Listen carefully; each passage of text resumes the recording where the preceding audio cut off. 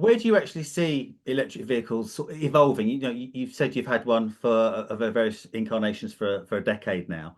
Do you see,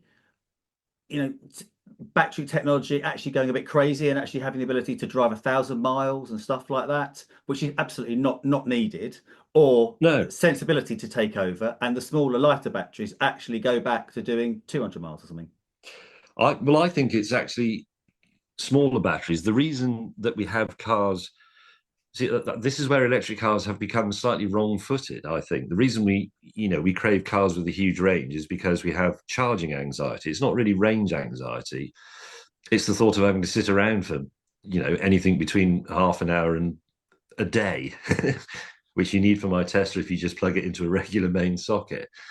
So we end up with these cars with enormous batteries, which are very heavy and very expensive and use a lot of resources. And then you end up with the phenomenon of electric cars that are incredibly fast, because it's quite easy to make an electric car fast.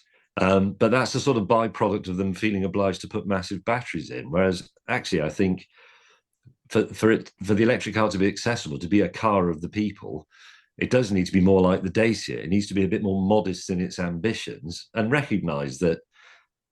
I mean, I don't make very many car journeys over miles. It happens extremely rarely. Obviously, I'm in the lucky position that I can take a different car if I want to.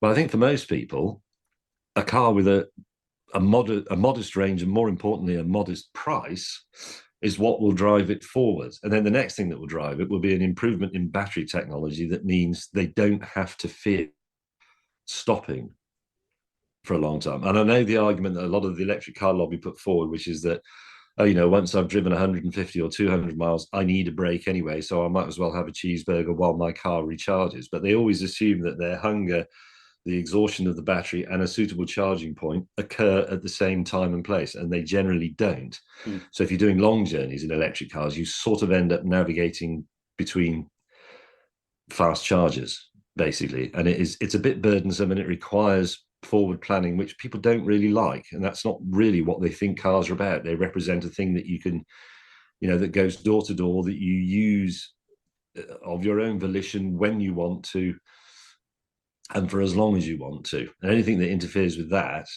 makes people go, and that doesn't surprise me, actually, because it is. I know